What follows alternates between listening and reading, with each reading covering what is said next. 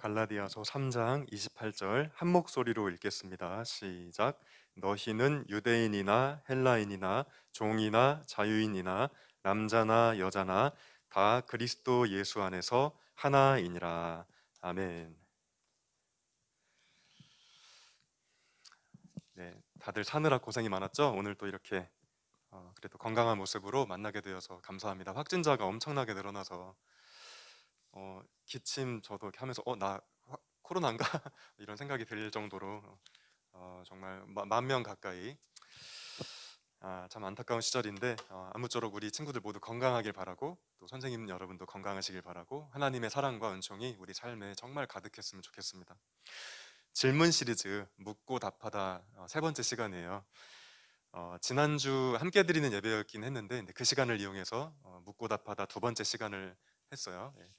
지지난주부터 시작했는데 그때 주은이가 묻었죠. 그때 15개의 질문 한 번에 답했고 지난주에는 이단에 대해서 왜 사람들이 5,700살짜리 하나님을 믿는 그런 종교에 빠지는지 뭐 이런 얘기를 나눴죠. 이제 5개의 질문이 남았는데 이 5개 중에 3개는 하나로 묶을 수 있어요. 그래서 총 3주를 하면 되는데 그래서 오늘 다음 주 또 마지막 주까지 이렇게 하면 될 것 같아요. 오늘 다룰 질문은 이거예요. 하나님의 말씀이 담긴 성경에 시대착오적인 내용이 왜 존재할까요? 예를 들면 여성을 두고 하나님은 우리 모두를 사랑하신다는데 왜 여성을 안 사랑하는 것 같은 하나님 말씀이 있을까요? 어떤 친구가 이걸 적어줬는데 제가 그래서 이 문제를 다루면서 성경을 이해하는 방법 및 관점에 대해서 같이 얘기를 해보겠다 이렇게 미리 얘기를 했었죠. 저는 이 질문을 누가 했는지 모르겠는데 되게 고마워요. 일단 이 질문을 해줘서 왜냐하면 여기 예를 들어서 여성 이렇게 또 딱 명시를 해줬는데 성경에 나온 성차별적 본문을 염두에 둔 질문이라고 전 이해를 했어요. 어떤 친구가 이 질문을 한 친구가 성경을 읽어보니까 왜 이렇게 여성을 자꾸 비하하는 것 같은 이야기가 있지? 예, 그런 고민 속에서 이 질문을 했겠죠. 이게 왜 고맙냐면 여러분 잘 알겠지만 오늘날 우리에게 이렇게 익숙한 민주주의도 처음 발생했을 때는 여성은 빼고 그러니까 우리 그리스 정치가 시작할 때 폴리스라는 거 들어봤죠? 그 고대 아테네에서 이렇게 소위 민주주의가 발달할 때 그때 여자를 빼놓고 민주주의를 얘기했잖아요. 그 최근 몇백 년 전까지만 해도 여자에겐 투표권이 없었고 근데 오늘날 웬만한 문명 국가에서는 이제 어쨌든 표면적으로는 성차별을 이제 철폐하려는 방향으로 나아가고 있죠. 투표도 할 수 있고 예를 들면 이렇게 시대가 변하고 있는데 아직도 기독교인들의 의식 수준은 그 한 발짝 뒤에 있는 것 같다는 느낌을 받을 때가 있거든요. 물론 아직도 세상에도 성차별의 문제가 완벽한 의미에서 잘 이렇게 완결되지는 못한 것 같아요. 그러니까 인터넷 댓글들 보면 남녀가 엄청 싸우잖아요. 참 그 보면 안타깝고 좀 그런데 그러니까 뭐 남자들은 여자들한테 너네 군대 가봤냐 맨날 이렇게 인터넷 댓글로 싸우고 여자들은 너넨 애기 낳았냐 싸우고 사실 그렇게 싸울 문제가 아니라고 생각하는데 하여튼 다들 이렇게 화가 많이 나 있는 것 같아요. 남녀 갈등 이런 게 아직도 끝나지 않고 있죠. 근데 어쨌든 여성 대통령도 뭐 우리가 좀 그 결말이 좀 안 좋았지만 여성 대통령도 나온 국가고 또 여성 국회의원도 남성 국회의원에 비해서 숫자는 작지만 이렇게 배출되는 국가인데 그러니까 시대가 그렇게 변해가고 있는데 가령 이제 기독교인들의 이제 개신교에 여러 교파가 있는데 우리 감리교 같은 경우는 여자 목사님이 계세요. 여성에게도 안수를 주는 거예요. 저처럼 똑같은 권리를 누려요. 물론 소수긴 하지만 근데 어떤 보수적인 교단은 여자는 전도사까지만 안수는 절대 안 줘. 이런 교단도 있거든요. 이런 얘기를 처음 들었을지도 모르겠는데 교파마다 약간 입장이 달라서 물론 이제 그런 교단이 뭐 정말 썩어 빠진 교단이냐 이렇게 말하기는 어려울 수도 있어요. 예, 그 문제 외에는 또 좋은 점들도 있으니까. 근데 다만 이 성차별의 맥락에서 얘기를 하는 거예요. 시대에 뒤떨어진 것 같은 그런 모습을 기독교인들이 많이 보이기도 하기 때문에 그리고 여러분 한번 생각해 보세요. 교회에 여자가 많을까 남자가 많을까? 전국적으로 여자가 훨씬 많아요. 남자 성도들보다 여자가 많은데 지도자들은 거의 남자예요. 예, 저도 남자니까 할 말은 없지만 제가 4월 달에 목사 안수식에서 안수를 받을 때 여자 목사님들도 안수를 받았어요. 참 보기 좋았어요. 근데 정말 쪼그리처럼 조금 그러니까 안수를 아예 안 주는 교단에 비하면 우리는 굉장히 감리교는 열려 있는 거죠. 그럼에도 불구하고 아직도 우리 교회는 여자 성도들이 훨씬 많은데 왜 여성 지도자는 적을까? 제가 어렸을 때 다녔던 전라도에서 가장 큰 감리교회, 저희 아버지가 지금도 거기 장로님이신데 이 홈페이지에 들어가서 장로님을 보면 교회가 크니까 장로님이 막 한 20명 있어요. 근데 여자 장로님들 뭐 한 세네 분? 근데 그 교회에 여자 성도들이 더 많거든요. 이런 것들이 이제 우리가 앞으로 개선해야 될 점이죠. 네. 아무튼 이제 그런 시대니까 저는 이 질문을 해준 친구가 아마 여학생이겠죠? 여기 다 여학생만 있네요. 너무너무 고마웠어요. 네. 크게 두 가지 각도에서 제가 얘기를 할 수 있을 것 같아요. 첫 번째는 성경은 정말 여성에 대해서 어떤 관점을 가지고 있는가.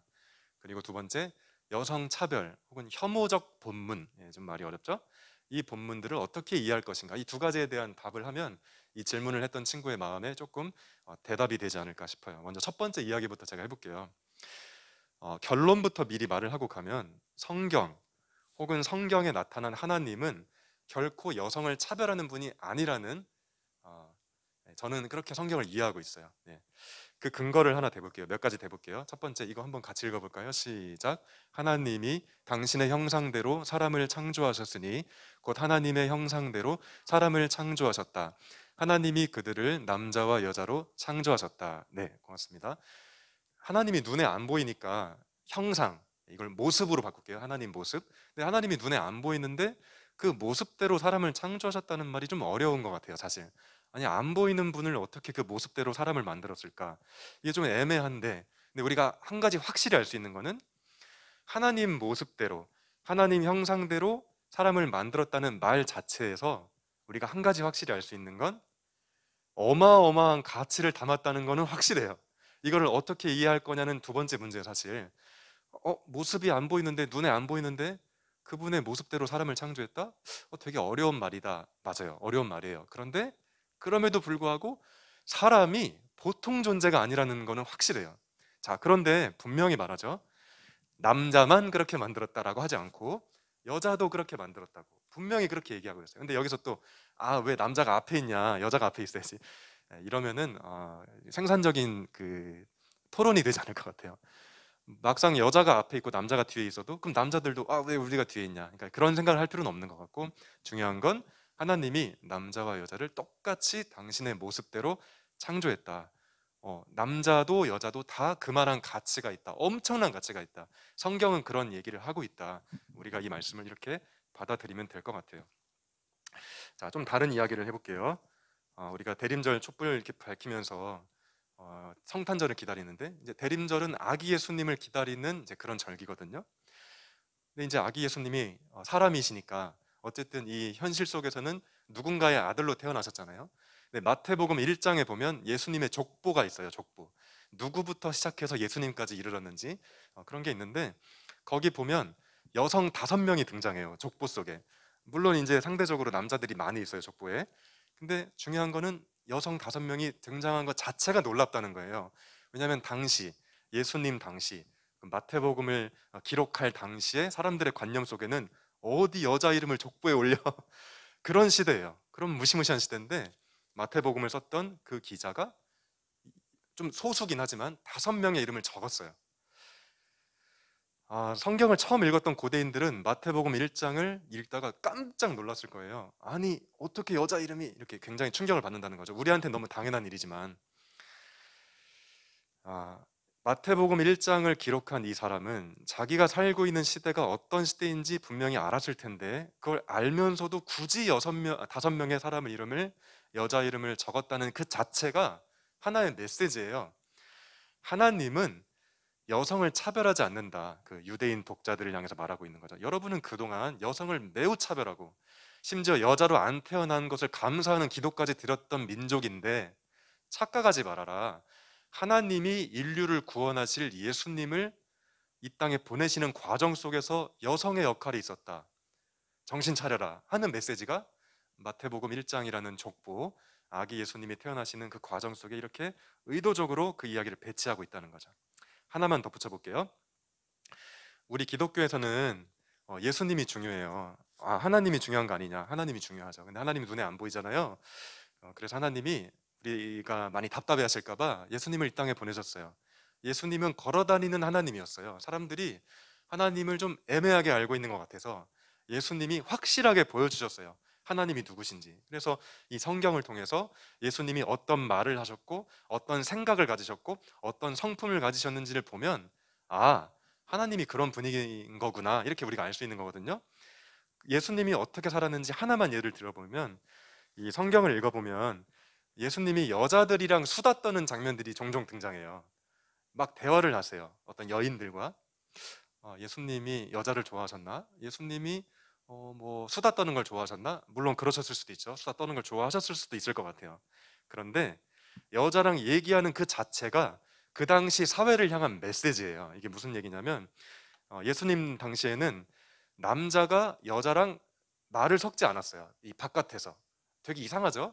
우리 길 가다 보면 사우동 학원가 앞에 남자랑 여자랑 학생들이 손잡고 가는 것도 있는데, 그때는 손잡고 가는 건 둘째치고 말도 안 하는 거예요. 그리고 그 여자가 굳이 말을 해야 될 때는 남자한테, 남편한테 허락받고 말해야 돼. 이상한 시대죠? 되게 이상한 시대인데 예수님이 일부러 말을 하는 거예요, 여자랑. 유대인 남자들이 보고 이상하게 생각했겠죠? 근데 일부러 이상하게 생각하라고 말을 거는 거예요. 사람들의 착각을 부수는 거죠. 왜 여자 못 살게 굴어? 왜 여자를 인간 취급하지 않는 거야? 나는 너희들과 달라. 나 봐. 말을 할게. 이 자체가 메시지라고요. 그러니까 예수님이 수다 떠는 걸 좋아해서 말을 하신 게 아니라, 제가 어저께 책을 읽어보다가 몰랐던 사실을 하나 알았는데, 그러니까 요 정도 사회적 분위기인 건 알고 있었는데, 어저께 새롭게 알게 된 사실은, 어떤 여자가 남편의 허락 없이 다른 남자한테 말을 바깥에서 동네에서 걸었어요. 그것이 이혼 사유가 됐어요. 남자가 자기 부인한테 너 어디 다른 남자랑 말을 해, 이혼해, 이런 말도 안 되는 풍습이 그 당시에 있었어요. 자, 무시무시한 시대인데 예수님이 여자에게 말을 건네신 건 여자도 인간이다, 그림자 취급, 없는 사람 취급하지 말아라, 이 메시지가 담겨 있는 거예요. 당시의 지도층이 죄다 남자였거든요. 예수님이 예뻐 보였을까, 안 예뻐 보였을까? 가난한 자와 가진 자, 율법을 지킬 수 있는 자와 지킬 수 없는 자, 남자와 여자, 사회의 여러 가지 경계선을 그어서 그 경계선 상층부에서 권력을 누리던 기득권이 봤을 때 예수님이 참으로 미웠을 거예요. 여자를 무시하는 방식으로 자기가 기득권을 누렸는데 예수라는 젊은이가 나타나서 막 말을 거는 거예요. 그 얘기는 사회를 흔드는 거죠. 그래서 너무 미움을 받았고, 그런 역사적인 맥락 속에서 예수님은 십자가에 처형되시는 그 대가를 치르게 되셨죠. 제가 지금 세 가지 예를 들었는데 아까 첫 번째 질문에 대한 답을 하려는 거였어요. 성경은 도대체 여성에 대한 관점이 어떠하냐? 결론은 그거예요. 하나님은 성차별주의자가 아니시고 성경은 성차별의 근거로 작용할 수 없다, 악용될 수 없다, 이 말을 꼭 하고 싶어요. 자, 근데 질문을 해준 친구는, 그 설문지에 질문을 해준 친구의 질문은 이거잖아요. 아니에요, 지금 목사님은 그렇게 말씀하시지만 제가 성경을 읽어보니까 성경에는 분명 여성에 대한 시대착오적 내용이 존재하던데요? 이 질문을 한 거잖아요. 맞아요, 그렇게 보이는 말씀들이 분명히 있는데 제가 어떤 요절을 가지고 올까 정말 너무 많아서 사실 고민하다가 조금 자극적인 걸 한번 가져와 봤어요. 이건 같이 읽기가 민망해서 제가 읽을게요. 신명기 22장에 보면, 제가 읽을게요. 한 남자가 약혼하지 않은 처녀를 만나 억지로 함께 자다가 붙잡힌 경우에는 그 처녀와 잔 남자가 처녀의 아비에게 50세겔을 물어야 한다. 50세겔은 그 당시에 돈이에요. 화폐 단위 세겔. 그리고 그 몸을 버려놓았으므로 내보내지 못하고 평생 데리고 살아야 한다. 정말 충격적인 얘기. 여러분, 억지로 함께 자다가라고 완곡하게 표현돼 있지만 우리 이 세 글자로 사실 말할 수 있어요. 성폭행을 말하는 거예요. 성폭행. 한 남자가 약혼하지 않은 처녀를 성폭행했어요. 근데 그걸 못 숨기고 발각돼서 붙잡혔어요. 진짜 천인공노할 일이잖아요. 진짜 이거는 어떻게 뭐 몽둥이로 한 1000대를 때려야 되나 싶잖아요, 그 남자를. 자, 그런데 이 여자 입장에서 너무나 비참한 이야기를 해요. 그 성폭행범이 처녀의 아버지한테 50세겔이라고 하는 돈을 물어야 된다. 뭐 거기까지는 뭐 배상금 이렇게 이해할 수 있는데, 문제는 그 다음이죠. 그 여자가 그 성폭행범하고 결혼하란 얘기예요. 여러분, 오늘날에도 정말 안타깝지만 성폭행이 빈번히 일어나잖아요. 우리나라는 상대적으로 적지만 저기 남미, 제가 다큐멘터리 봤는데 정말 무섭더라고요. 우리나라도 여전한 일이죠.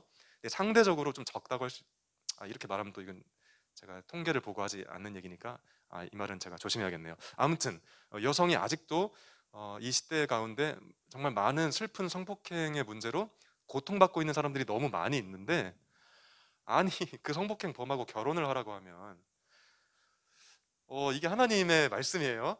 이거 도대체 어떻게 해야 될까? 정말 말 같지도 않은 소리가 써 있는 거죠. 이거 딱 보면은. 예. 자, 성경 통독을 안 한 사람들은 그냥 아마 이게 놀라울 수도 있을 것 같아요. 나 교회 오래 다니긴 했는데 성경에 이런 말씀이 써 있는지 몰랐네. 굉장히 충격이 되죠. 이상하다. 교회에서 항상 설교 들을 때 하나님이 사람을 귀하게 여긴다고 했는데 성경을 막상 읽어보니까 하나도 안 귀하게 여겨. 성폭행 범하고 성폭행 당한 여자가 결혼을 하라니 이게 뭔 소린가, 이런 생각이 들잖아요. 자, 제가 굳이 이런 자극적인 요절을 가지고 온 이유는 기독교의 적대적인 사람들이 이 말씀을 가지고 거 봐라, 이런 이상한 책을 믿는 사람들이 기독교인이다. 예를 들면 인터넷의 안티사이트, 기독교 안티사이트, 그런 사람들이 이런 거 많이 이제 끌어와서 얘기하거든요. 일부러 이 말씀을 가져와 봤어요. 만약에 여러분의 학교 친구들 중에 정말 기독교에 대한 반감이 있는 친구가 예를 들어서 있다고 할 때 갑자기 어느 날 주은이한테, 주은아 너 교회 왜 다녀? 너 혹시 신명기 22장 읽어봤어? 이상해 성경. 근데 주은이가 마침 성경 통독을 해본 적이 없어서 몰랐는데 답변할 게 없잖아요. 뭐지? 네, 그래서 제가 오늘 이걸 일부러 가져와 봤어요. 일단 이 말이 나왔으니까 여기에 대한 설명을 잠깐 해볼게요. 이 성경의 배경이 되는 이제 고대 시대, 뭐 한 3,000년 전쯤 될 것 같아요. 여성이 성폭행을 당하면 경제적인 의미에서 살기가 막막해질 수밖에 없는 시대였어요. 오늘날에는 어떤 여성이 자꾸 성폭행이라는 단어를 꺼내기가 좀 그런데, 아무튼 이렇게 그런 상황에 처하면 여러 가지 문제가 생기는 게 현실이죠. 근데 경제적인 문제로 직결되지 않을 수도 있잖아요. 예를 들면 뭐 집안이 부자라든지 뭐 이런 문제. 자, 오늘날에도 성폭행은 정말 심각한 문제고 아직도 피해자들이 말할 수 없이 큰 고통 속에 살고 있는 게 사실인데, 이 성경 말씀은 오늘 이 현대의 시대적인 맥락과 다르다는 얘기를 제가 하고 있는 거예요. 한 여성이 성폭행을 당했다는 사실이 붙잡힌 경우에는, 그러니까 발각되는 경우에는 그 사람은 결혼이 사실상 불가능해지고, 이 말은 나는 비혼이야, 뭐 나는 솔로야, 이런 얘기랑 완전 다른 거예요. 고대 사회에서 여성이 결혼을 못 한다는 얘기는 경제적으로 엄청난 타격을 받는다는 뜻이에요. 그러니까 오늘날에는 여성이 결혼하지 않아도 성공하는 여성 있잖아요. 되게 막 뉴스에 막 나왔어. 어떤 여성 CEO. 근데 보니까 결혼을 안 했네. 이런 분이 있어요. 하나도 이상하지 않죠? 그게 아무렇지도 않아요. 우리는 이분이 굉장히 성공했구나. 결혼하지 않았는데 성공을 해요. 그게 가능한 시대인데, 고대 사회에서 여성에게 결혼이란 경제적인 안정망을 가질 수 있는 유일한 수단이었어요. 내가 결혼을 못한다는 얘기는 사회에서 버림받는다는 뜻이었어요. 오늘날하고 다르죠? 자, 그런데 성폭행 당했다는 낙인이 찍힌 여자는 결혼을 안 하려고 했고, 사람들이 그 얘기는 이 사람은 엄청난 빈곤으로 떨어진다는 뜻이었어요. 이게 이해가 되나요? 무슨 말인지? 자, 이게 이해를 돕기 위해서 제가 지금 고대 사회 그러고 있는데, 사실 고대 사회까지 갈 것도 없어요. 여러분 17세기, 17세기면 한 3, 400년 전이잖아요. 고대 사회가 아니죠? 우리 17세기면 조선 시대예요. 여러분 근데 우리 병자호란 얘기 들어봤죠? 조선 시대 인조 임금이 다스리던 그때 이제 병자호란이 일어나서 청나라 군대가 쳐들어왔는데, 여러분 잘 알겠지만 우리가 패배를 해요. 그래서 임금이 한양 도성을 버리고 남한산성으로 도망가는 일이 있잖아요. 영화로도 나왔었는데, 그렇게 남한산성으로 도망가서 겨우 버티고 있었는데, 결국에는 청나라 황제 앞에서 삼전도의 굴욕이라고 해가지고 3번 머리를 땅에 댔는, 이렇게 절을 해가지고 패배를 인정하는 아주 굴욕적인 역사가 우리한테 있잖아요. 근데 이 청나라 황제가 참 못됐던 것 같아. 너 나한테 3번 절했으니까 봐줄게 하면 좋은데, 그 이후에 한 5, 60만 명의 어떤 그 조선인들을 노예 그 포로로 끌고 갔다고 저는 알고 있거든요. 정확히 이 숫자가 맞는지 모르겠어요. 예, 수십만 명, 예, 수십만 명의 포로들을 데려가는데 문제는 그 중에 여성들이 굉장히 많았던 거죠. 그 전쟁 포로로 끌려간 여성 포로가 청나라에서 어떤 대접 받았을까요? 아이고, 잘 오셨습니다. 귀하게 대접하겠습니다. 그랬을 리가 없잖아요. 정말 많은 조선 여자들이 겁탈당하고 첩으로 전락하고 어떨 때는 노예로 전락하고 이런 역사가 우리한테 있거든요. 되게 슬프잖아요. 제가 만약에 조선 남자였으면 그렇게 정말 모진 고통 속에서 살다가 우여곡절 끝에 조선으로 고향으로 돌아온 여자들을 환대해 줬을 것 같아요. 너무너무 고생했다고. 근데 여러분 어떻게 됐나요? 그렇게 청나라에서 몸을 겁탈당한 여자들이 환향년이라는 낙인이 찍혀요. 이 한자 풀이를 그냥 하면 고향으로 돌아온 여자, 환향녀, 환향녀. 별뜻 아닌 것 같은데 사람들이 그 말을 사용했던 맥락은 이 여자는 청나라에 끌려가서 남자들에게 몸을 더럽혀진, 몸을 버려버린, 몸을 베려버린 그런 나쁜 여자다. 조선 남자들이 포로로 끌려가서 그렇게 몸을 유린당한 여자들이 돌아왔을 때 환영하고 보살피고 가여워하는 게 아니고 종교적인 이유로 사회의 어떤 윤리적 관념 속에서 그 여자를 환양녀라고 낙인 찍어서 더럽게 취급했어요. 자, 거기까지도 좋다 이거예요. 최소한 데리고는 살아야 될 거 아니에요. 근데 이혼해 버렸어요. 조선 남자들이. 다 그런 건 아니었겠죠. 그런 사람들이 있었다는 뜻이에요. 자, 제가 지금 이 성경의 맥락은 고대 사회라고 했는데 고대까지 갈 것도 없이 조선시대 17세기로만 가봐도 굉장히 우리에게 충격적인 여성에 대한 차별적 관념이 있었다는 걸 알게 돼요. 자, 오늘 본문은 이런 맥락 속에서 이해를 하는 게 굉장히 중요해요. 그 여자가 성폭행을 당한 여자가 어떻게 성폭행범하고 같이 살라고 할 수 있냐? 하나님 말씀 진짜 이상하다가 아니고 그 여자가 경제적으로 어려워지지 않도록 노력하는 흔적이 이 성경에 보이는 거예요. 이 말이 좀 어렵게 들릴 수도 있겠네요. 이런 맥락을 안 따지고 읽으면 진짜 그냥 이상한 얘기죠. 왜냐하면 우리는 현대인이고 현대적인 윤리가 고대인들하고 다르니까, 윤리적 감수성이. 하지만 만약에 고대의 여성이, 이 신명기가 쓰일 당시의 여성이 만약에 신명기 22장 28절 29절 읽게 되면 되게 놀랐을 거예요. 왜 놀라냐면 하나님이 이상한 분이 내가 아니고 이 성경을 믿는 사람들은 여자를 지켜주려고 하네? 이렇게 읽었을 거라는 거예요. 이게 이해가 되나요? 네.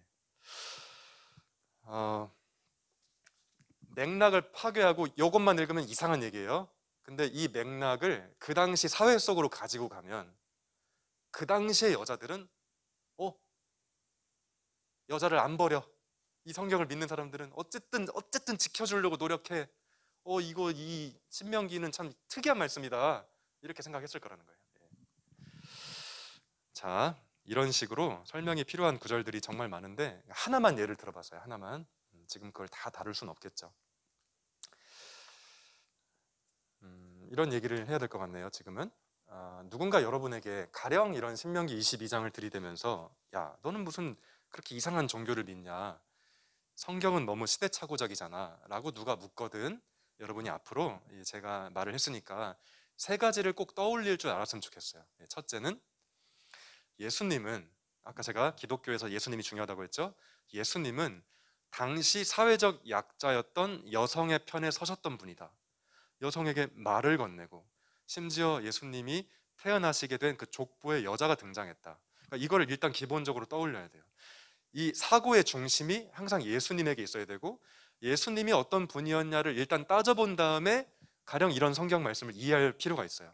그러니까 되게 이상해 보여도 어쨌든 일단은 예수님은 누구시냐? 예수님은 성차별 하시는 분이 아니었구나. 그 얘기는 하나님도 그런 분이구나. 이렇게 생각해야 된다고요. 자, 두 번째는 제가 몇 달 전에 이 공짜폰을 샀는데 공짜폰에도 그 박스에 설명서가 들어있어요. 그대로 하라고. 그대로 따라라고. 여러분 어머니들이 혹은 아버지가 김치냉장고를 사면 설명서가 들어있거나 혹은 아저씨가 오셔서 설치해 주면서 사용 설명에 대한 얘기를 하잖아요. 그대로 지켜야 돼요. 괜히 자기가 막 마음대로 했다가 고장날 수가 있죠. 자, 근데 성경은 읽는 그대로 수용하면 읽는 그대로 수용하면 진짜 이상한 책이 될 수 있어요. 무슨 얘기냐면 성경은 항상 해석을 해야 되는 책이에요. 근데 정말 안타깝게도 모르겠어요. 모든 교회가 그런지는 모르겠지만 적어도 제 경험 속에서 제가 어떻게 교육을 받았냐면 성경은 읽고 그대로 실천해야 되는 책이라고 배웠던 것 같아요. 어디 인간이 해석을 해. 자, 이거 그대로 실천하면 어떻게 되겠어요? 오늘날에 이걸 그대로 실천한다? 진짜 말도 안 되는 소리죠. 성폭행을 당한 여자에게 2번 고통을 주는 얘기죠. 나를 성폭행한 남자랑 결혼하라고 하면 안 되잖아요. 예, 그러니까 이 맥락을 해석해야 될 거 아니에요. 예, 그렇죠?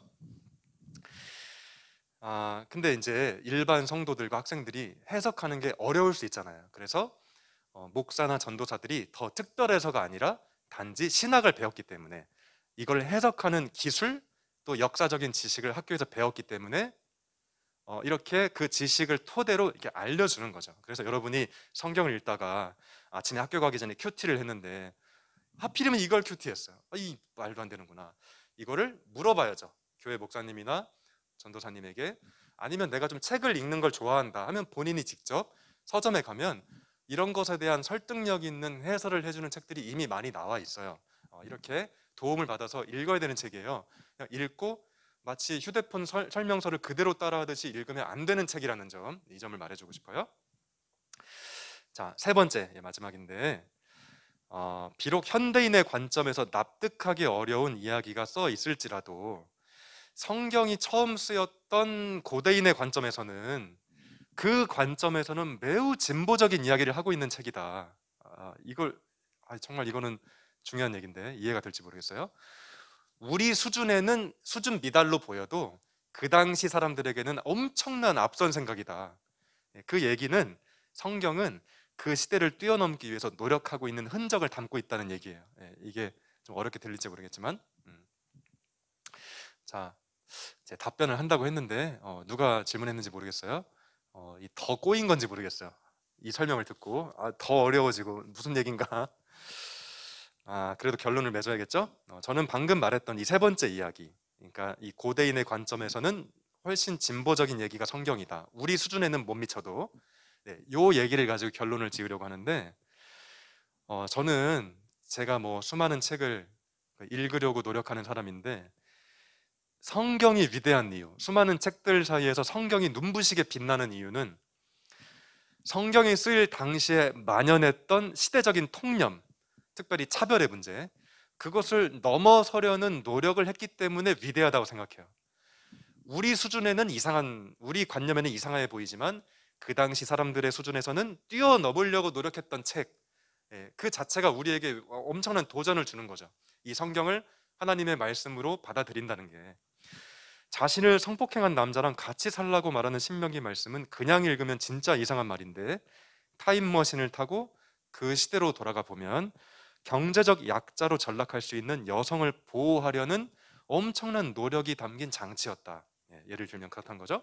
성경은 그렇게 그 시대가 가진 한계를 뛰어넘어서 사람의 권리를 보호하고 귀하게 여기려는 하나님의 치열한 고민, 사람을 사랑하시고 권리를 보호하시려는 하나님의 치열한 고민, 그 고민이 담긴 책이어서 저는 성경이 좋아요.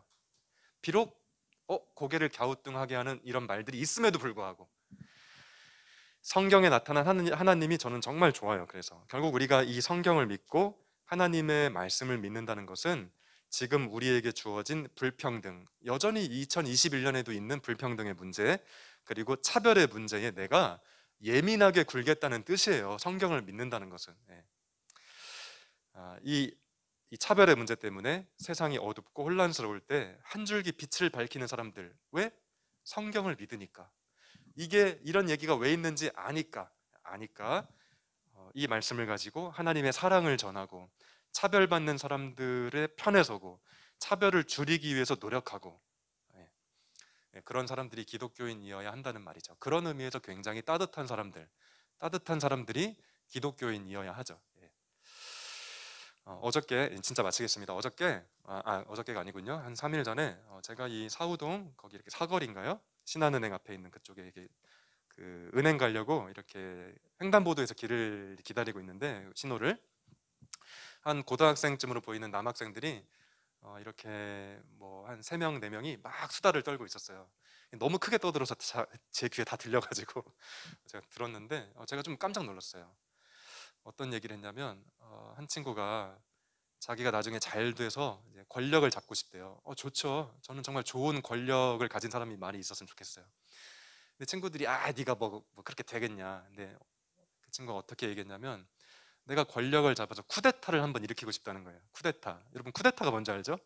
옛날에 우리나라에도 쿠데타가 있었죠. 독재 권력을 유지하기 위해서 정말 우리 국민들을 향해 총을 쏴버리고 그분이 사과도 안 하시고 그냥 돌아가시고 얼마 전에 그러니까 농담이라도 쿠데타는 그렇게 농담처럼 말할 수 없어요. 제 정서에는. 왜냐하면 정말 무서운 얘기거든요. 근데 이 학생이 왜 그렇게 얘기를 할까? 이렇게 교회로 돌아오면서 곰곰이 생각을 해봤는데 저는 그 학생이 나쁘다고 생각되기보다는 정말로 10대 청소년들이 이 사회에 돌아가는 꼴을 보니 앞으로 취직도 어려울 것 같고 뭐도 어려울 것 같고 정말 비관적이구나. 쿠데타는 힘이잖아요. 한번 쓸어버리고 싶은 거예요. 쓸어버리고. 제가 그날 그 방금 말했던 전직 대통령을 유튜브에 검색해 봤어요.